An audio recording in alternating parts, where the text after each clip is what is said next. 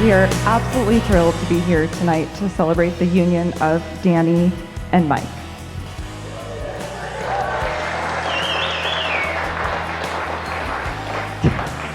So many events, moments, laughs, tears, people, and prayers have led us to this moment. From this moment. To know Danny is to love her.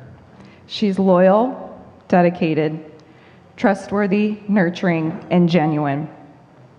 Growing up, Danny was someone we always looked up to, not just as a big sister, but also as a best friend and role model.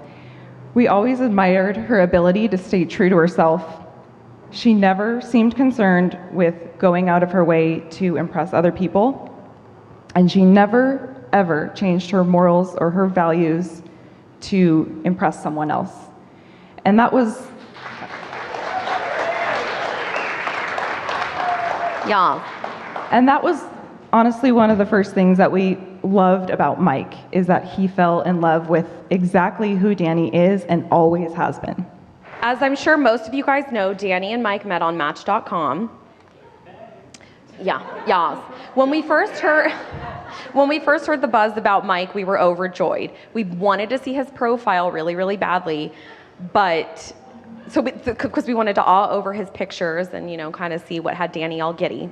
But in true Danny fashion, she didn't show us the profile just yet and spill all the details, but she did describe him as a Filipino cowboy. So we knew right there it was going to seal the deal. I first met Mike about a year and a half ago, and I was immediately pleasantly surprised by how comfortable Danny was around Mike. That was just something that was just so special to see.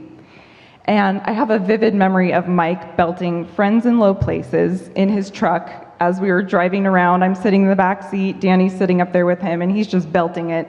And I was like, okay, I like this guy. He doesn't hold back. And I knew at that moment that I could see him being around for the long haul. When I first met Mike in person, it was a few months after everyone else had met him, because I was living in the North Pole at the time, Canada. And quite a few times when I would FaceTime my mom, when they would be over at my parents' house, Mike would literally answer the FaceTime with his flared nostrils in the camera. And that the first time that he did that, I was like, okay, this is good, because I'm essentially a female version of him, which is great. Scary, but great. As their relationship progressed and it became more and more obvious how genuinely happy they were, it was clear to us that Mike was truly a part of our family. Family has always been extremely important to us, as evidenced by all the wonderful family members we have here tonight. Mike, your dedication to your family does not go unnoticed, and we're truly happy that you will have that same level of care with our sister and your future family. Mike, we look forward to sitting in our jammies with you by the fire on Christmas morning. We look forward to many more silly FaceTimes with flared nostrils. We look forward to going on family vacations to Washington, where we'll go river rafting and eat sandwiches on the beach. We look forward to dressing you up for family photo shoots, or maybe a little makeover in there too. And we definitely look forward to bringing our families together. And most of all, we look forward to watching you guys fall deeper in love every day with God at the forefront of your marriage. Cheers to you, Danny and Mike. We love you both.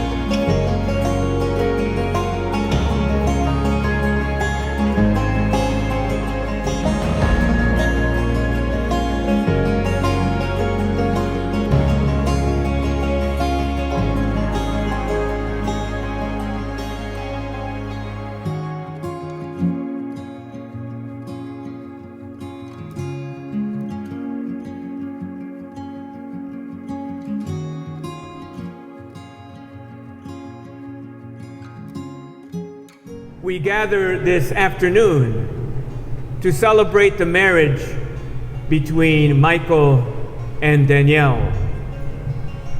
And in order to understand how God works, we need to understand and enter into his mind. For he takes a human experience and shows his glory. For that is the gospel. We enter into the life of Jesus where he has been invited into this wedding in Cana.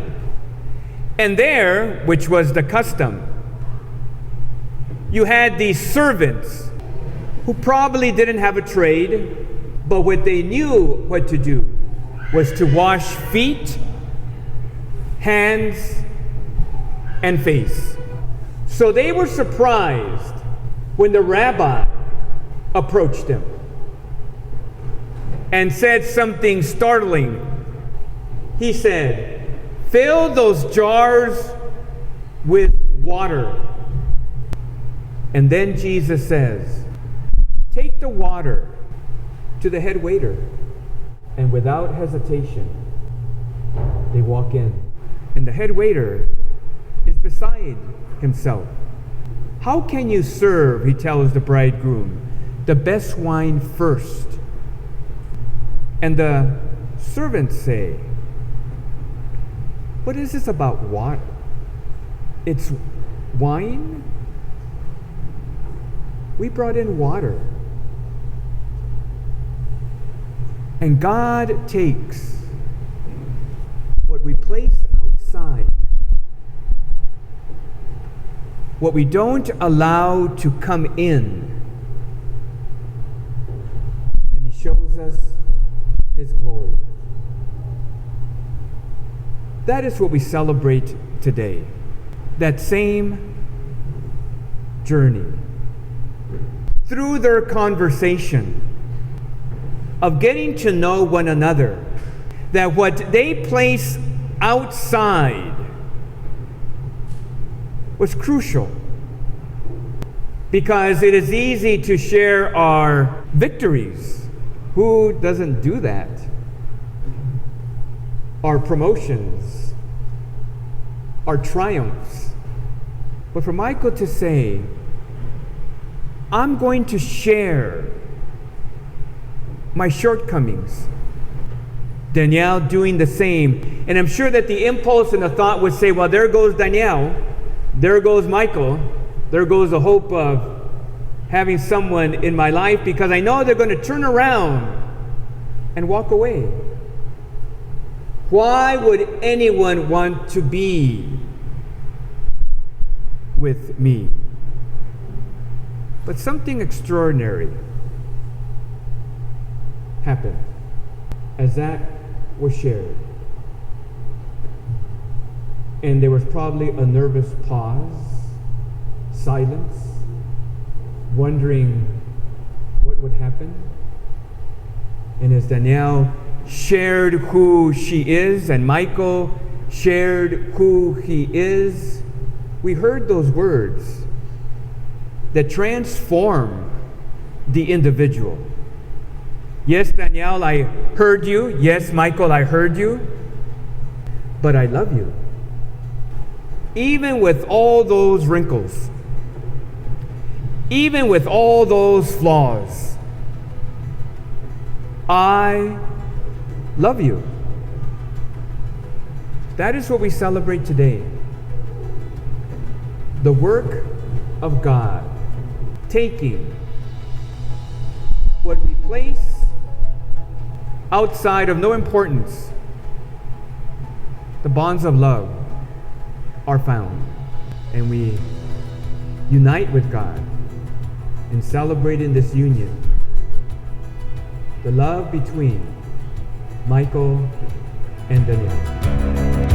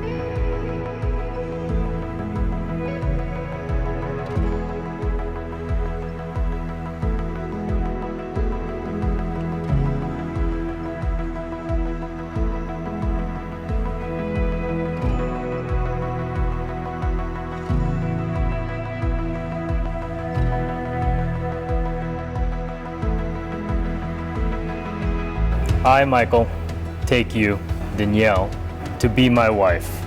I, Danielle, take you, Michael, to be my husband, I promise, to be faithful to you, in good times, and in bad, in sickness, and in health, to love you and to honor you all the days of my life.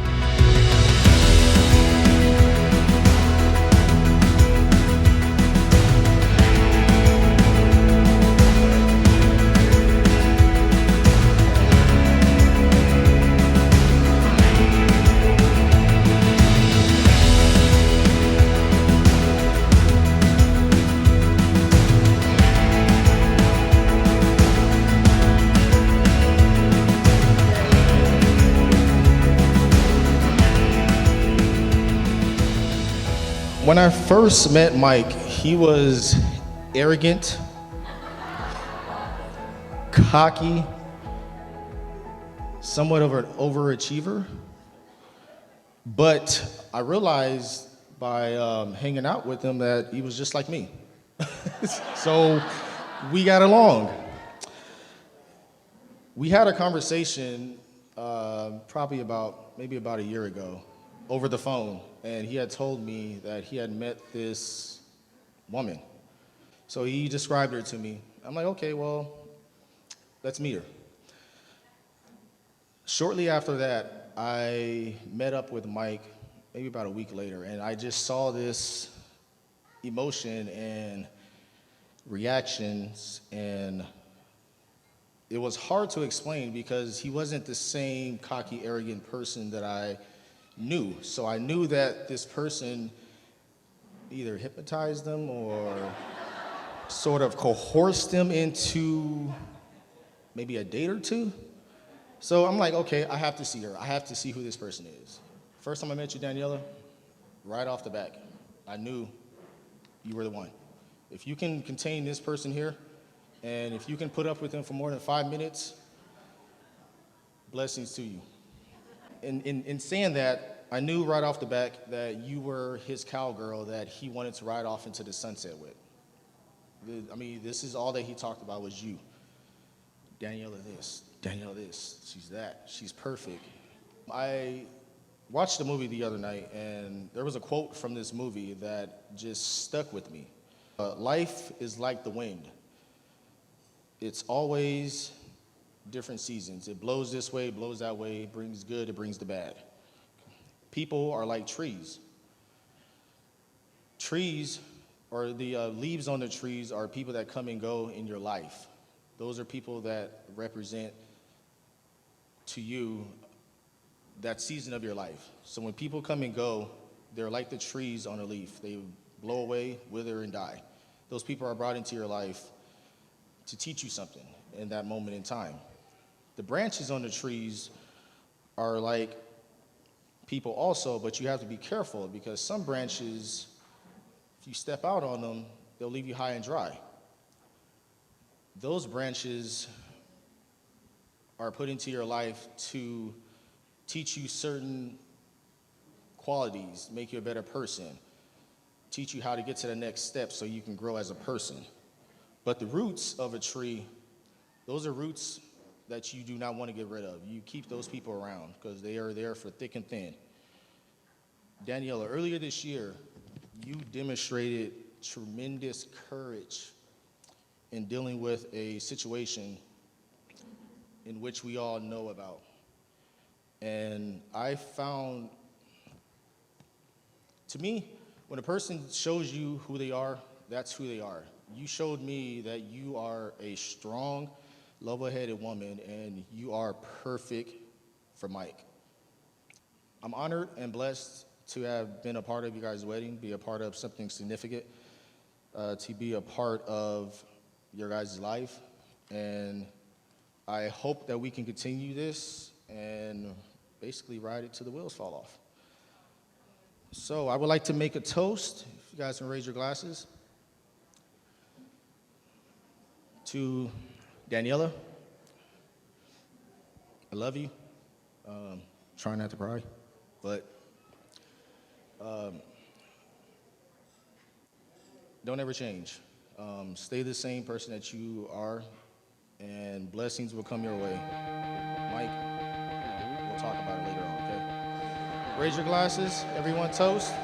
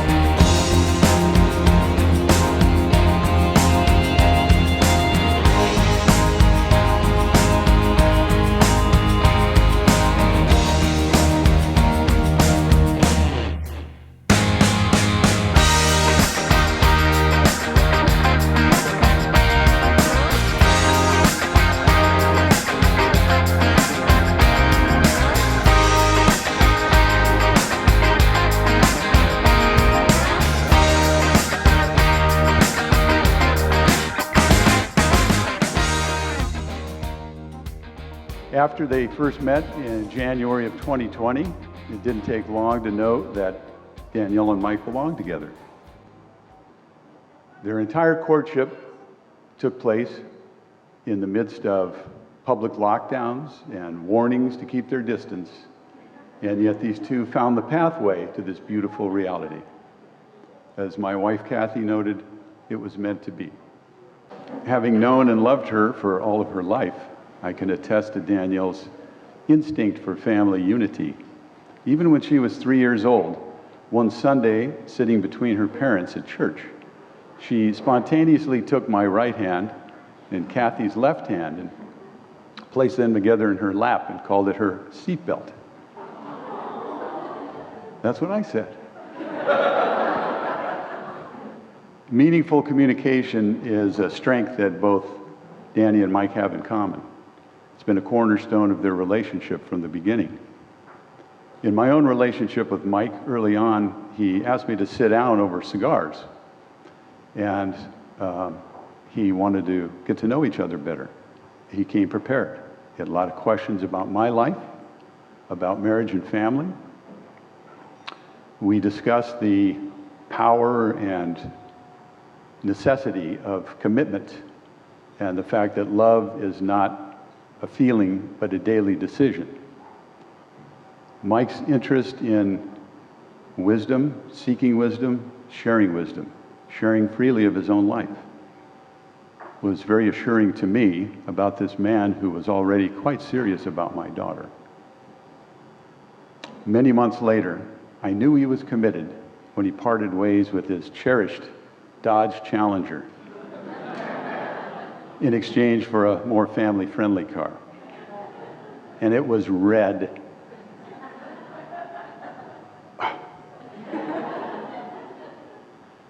Fast forward today, good news, both of you have a new challenger, your marriage.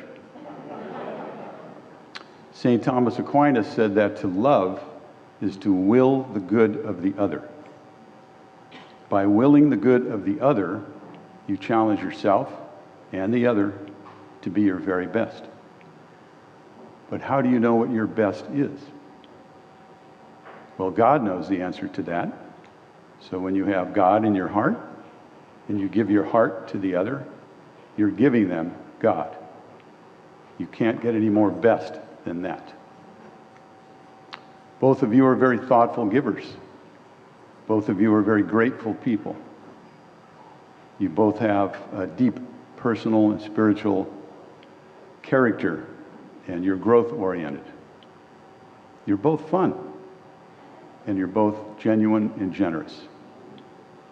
You're full of gratitude, if I didn't say that already.